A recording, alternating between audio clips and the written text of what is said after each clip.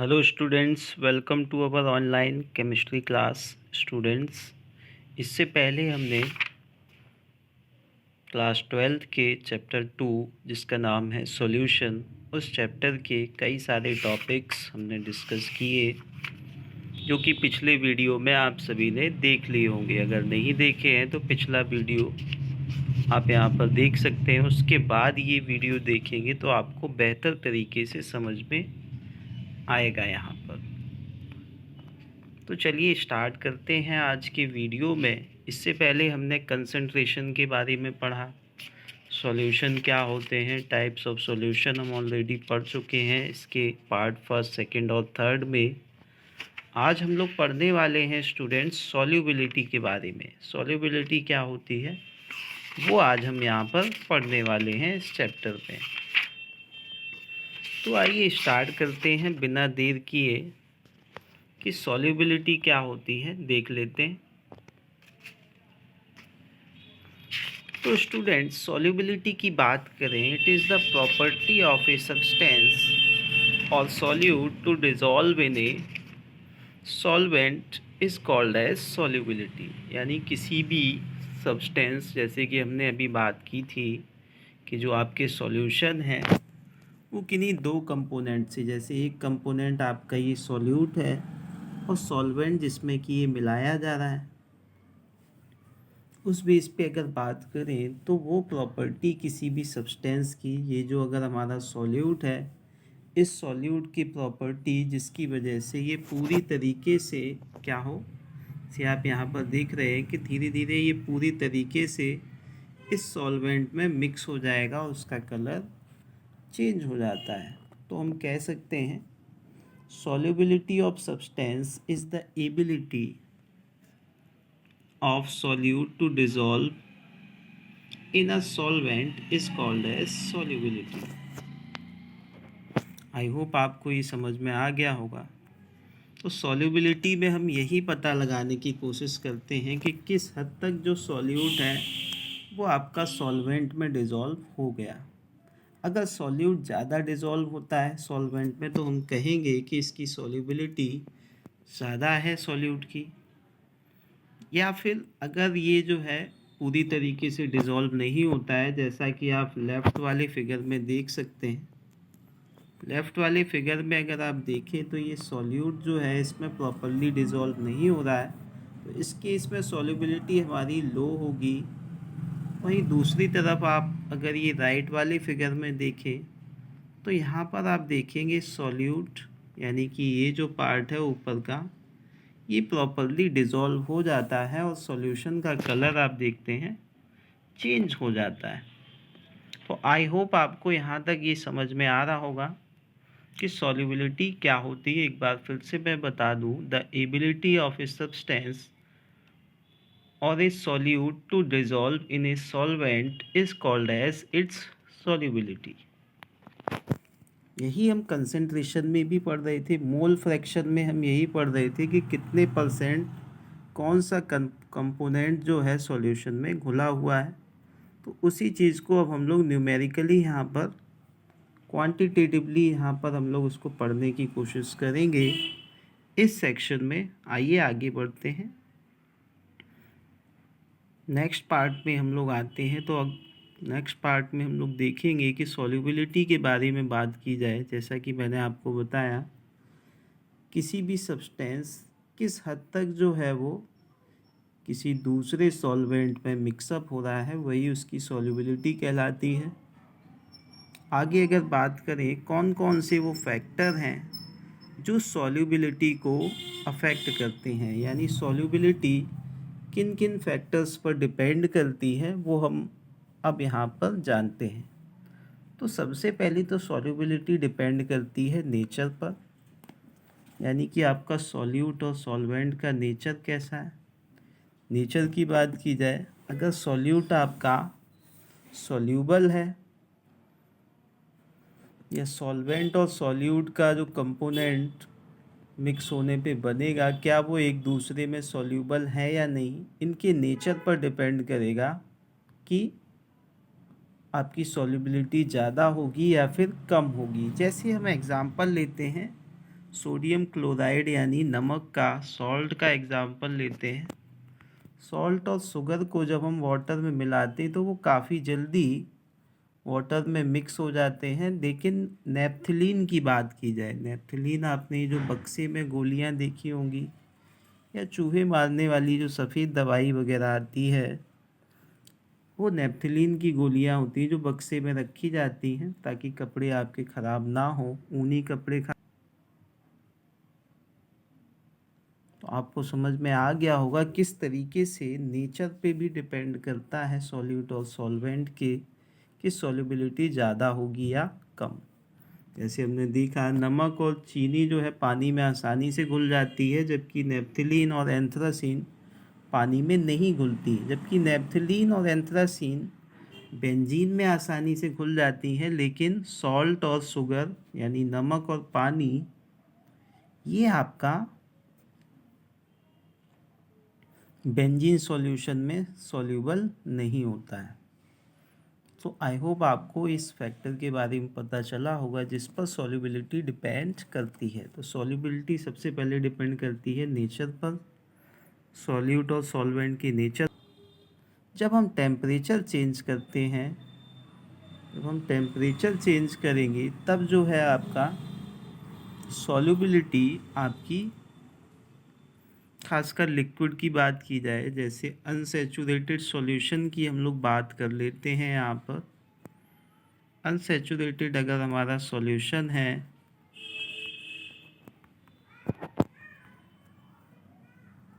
Unsaturated solution में अगर हम लोग बात करें, एग्जाम्पल हम लोग ले लेते हैं शुगर का। अनसैचुरेटेड सॉल्यूशन वो होता है जिसमें सॉल्यूट की मात्रा ज़्यादा हो। ये हमने पिछले वीडियो में पढ़ा था, मैं फिर से आपको रिमाइंड करा दूं। जैसे पानी में हम चीनी मिलाते चले जाएं तो एक समय ऐसा आएगा कि चीनी फिर मिक्सअप होना बंद कर देगी, चीनी को घोलना फिर आसान नहीं होगा।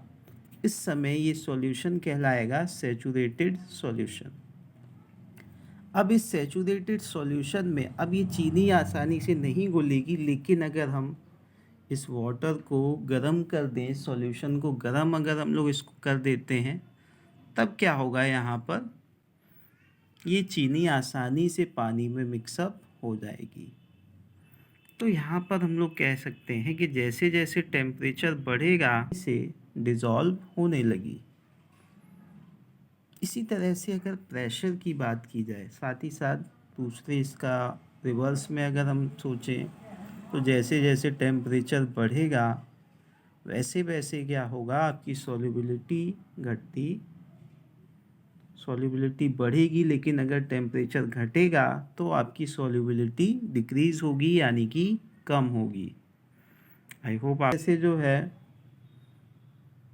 टेम्परेचर कम होगा वैसे वैसे सॉल्युबिलिटी कम होगी, घुलनशीलता कम होती जाएगी। आइए आगे बात करते हैं प्रेशर का क्या इफ़ेक्ट पड़ता है सॉल्युबिलिटी पर, वो हम यहाँ पर जान लेते हैं। अगर सॉलिड और लिक्विड के केस में बात की जाए तो प्रेशर का कोई ख़ास असर जो है सॉलिड और लिक्विड की सॉल्युबिलिटी पर नहीं पड़ता, क्योंकि हमें पता है कि सॉलिड कंप्रेसिबल नहीं होता है। तो प्रेशर का असर जो है सॉलिड के ऊपर नहीं होने वाला। ऐसा नहीं है कि एक केजी बर्तन वाले में एक से ज़्यादा जो है, 1 केजी से ज़्यादा हम लोग सॉलिड सब्सटेंस रख सकें, या फिर 1 लीटर की बॉटल में हम लोग 2 लीटर पानी कंप्रेस नहीं कर सकते। यानी प्रेशर दबाकर हम जो है 1 लीटर की बॉटल में 2 लीटर पानी या 2 लीटर कोई लिक्विड नहीं भर सकते। लेकिन अगर गैस की आ रहा होगा, गैस का काफ़ी इम्पोर्टेंट रिलेशन देखने को मिलता है विद रिस्पेक्ट टू प्रेशर। अब प्रेशर जो है आपका डायरेक्टली प्रोपोर्शनल होता है सॉल्युबिलिटी ऑफ गैस के।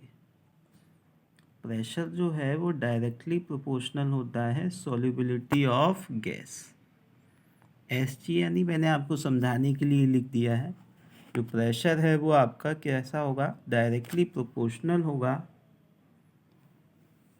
गैस की सॉल्युबिलिटी के। आपको समझ में आया होगा। तो इसी बेस पर, इफ़ेक्ट ऑफ प्रेशर के बेस पर, यहाँ पर हेनरीज ने एक लॉ दी है जिसमें ये बताया गया, इस बात को उन्होंने प्रूव किया कि solubility of a gas in liquid is directly proportional to the pressure of gas. Students, इसमें यही बताया गया कि जो सॉल्युबिलिटी होगी गैस की वो डायरेक्टली प्रोपोर्शनल होगी प्रेशर की। जैसा कि मैंने आपको ऊपर बताया, इसी बेस पर सॉल्युबिलिटी को हम लोग कंसंट्रेशन से पता लगाते हैं, यानी कौन सा सॉल्यूट कितना डिज़ोल्व हुआ है ये हमें पता चलता था मोल फ्रैक्शन से। मोल फ्रैक्शन को हम लोग एक्स से डिनोट करते थे। तो वही यहाँ पर आप देखें तो ये जो इक्वेशन है आपकी P=KHX, इस इक्वेशन में भी आपका तो प्रेशर इन्होंने किसके इक्वल रख दिया है यहाँ पर। आइए इसके आगे यहाँ समझ लेते हैं, मैं इसको इरेज कर देता हूँ। तो प्रेशर जब प्रोपोर्शनल था आपके मोल फ्रैक्शन के, तो अगर हमें ये हटाना है ये प्रोपोर्शनल का साइन, तो हमें कोई कांस्टेंट चाहिए। तो कांस्टेंट हमने यहाँ पर हेनरी कांस्टेंट यानी KH यहाँ पर मान लिया है। और तो इस तरह से ये जो इक्वेशन हमारी यहाँ पर आई है, जो कि आपकी यहाँ पर दी हुई है, अगर हम लोग देखें तो जो आपका प्रेशर है वो डायरेक्टली प्रोपोर्शनल हो जाता है मोल फ्रैक्शन के। यहाँ पर कुछ इम्पॉर्टेंट बातें जानने वाली ये हैं, जो आपका KH है, KH से हमें ये पता चलेगा, KH की वैल्यू अगर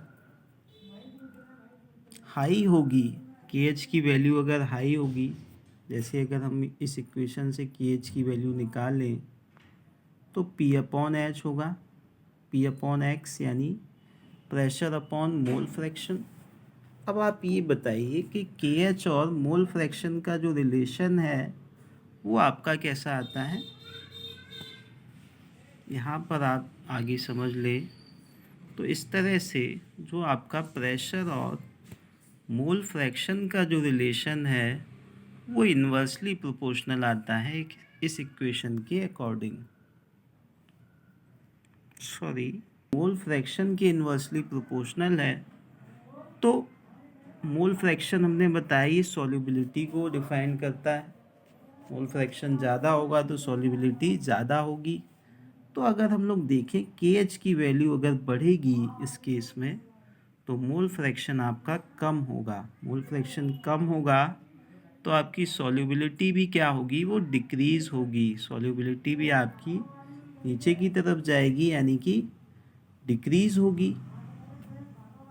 आई होप आपको यहाँ पर समझ में आया होगा कि जो KH की वैल्यू है अगर वो हाइयर होगी तब क्या होगा, आपकी गैस की जो सॉल्युबिलिटी है वो काफ़ी कम हो जाएगी। इतना आपको समझ में आ गया होगा, इसमें कोई दिक्कत नहीं होगी। सिंपल इक्वेशन से हमें ये समझना था, क्योंकि आपने ईज़िली समझ लिया होगा। और अगर हमें KH की वैल्यू इंक्रीज़ करनी है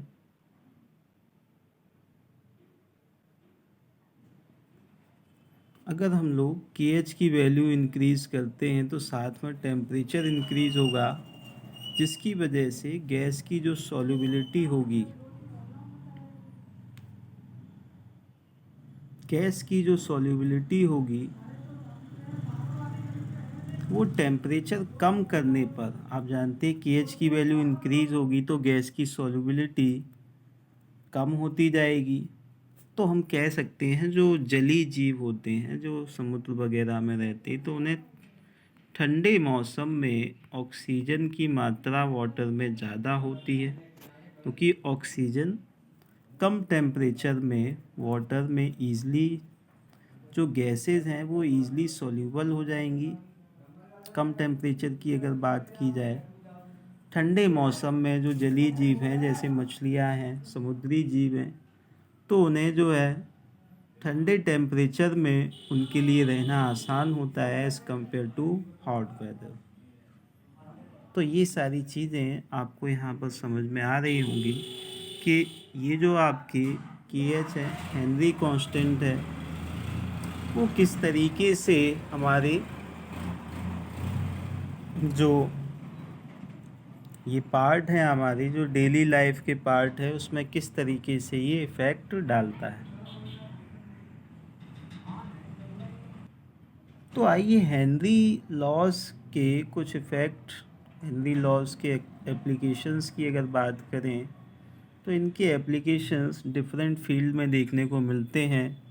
स्पेशली अगर हम लोग बात करें, जो लोग समुद्र में नीचे की तरफ जाते हैं समुद्र में, तो क्या होता है कि जैसे जैसे ये लोग हाई प्रेशर, जैसे जैसे क्या होगा समुद्र के नीचे जाएंगे तो वाटर के वेट की वजह से इनके ऊपर हैवी प्रेशर हो जाएगा, जिसकी वजह से हैवी प्रेशर जब बढ़ता है तब क्या होगा, सॉल्युबिलिटी ऑफ गैस इंक्रीज होगी। जैसा कि मैंने आपको बताया था, हेनरी लॉज में बताया गया, जैसे जैसे प्रेशर बढ़ेगा वैसे वैसे गैस की सॉल्युबिलिटी भी बढ़ती जाएगी। जब गैस की सॉल्युबिलिटी बढ़ जाएगी तो जो डाइवर्स जो समुद्र के नीचे जाते हैं कुछ खोज वगैरह करने, उनके साथ क्या होगा, हैवी प्रेशर के केस में उनको काफ़ी सारी दिक्कतें आ सकती हैं। क्या होगा, जो उनके ब्लड में ऑक्सीजन होगा, ब्लड में जो ऑक्सीजन होगा वो काफ़ी तेज़ी से होने लगेगा। ऑक्सीजन के साथ साथ जो एटमॉस्फेरिक नाइट्रोजन है, ऑक्सीजन से तो ब्लड में कोई दिक्कत नहीं है, लेकिन नाइट्रोजन के जाने से क्या होता है, एक गंभीर किस्म की बीमारी जो है उन डाइवर्स को होने लगती है, जिसमें क्या होता है, ये ब्लड में गांठें जैसी बना देते हैं। ये जो नाइट्रोजन है, इसमें क्या होगा, ब्लड में काफ़ी जो है ब्लॉकेज हो जाती है, जो हमारी ब्लड है, ब्लड को जो है ये ब्लॉक कर देती है, जिसकी वजह से बैंड नाम की ये बीमारी होने लगती है। इसके अलावा जो क्लाइंबर्स या हम लोग अपने हाई एल्टीट्यूड्स पर प्रेशर कम होता जाता है। प्रेशर अगर आपका कम होगा तो गैस की सॉल्युबिलिटी यानी ऑक्सीजन की जो सॉल्युबिलिटी होगी आपकी बॉडी में, वो भी डिक्रीज़ हो जाएगी। जैसा कि आपको पता है pressure is directly proportional to gas. तो इस तरह से क्या होगा, जो सॉल्युबिलिटी होगी वो भी आपकी डिक्रीज़ होती जाएगी ऑक्सीजन की।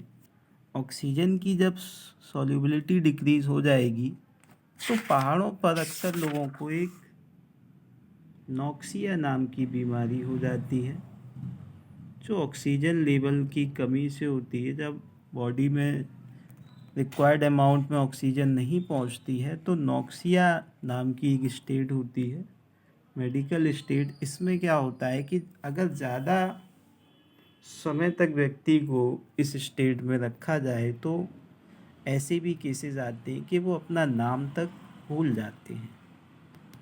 आई होप आपको यहाँ पर ये समझ में आया होगा कि हेनरी लॉज के कहाँ कहाँ एग्जाम्पल्स हैं। इसके अलावा जो हमारी कोल्ड ड्रिंक्स वगैरह हैं उसमें जो CO2 गैस मिलाई जाती है, कोल्ड ड्रिंक की बोतल हम जैसे ही खोलते हैं तो CO2 गैस तुरंत से जो है बाहर निकलती है, एकदम से बाहर निकलती, तो वो CO2 गैस होती है।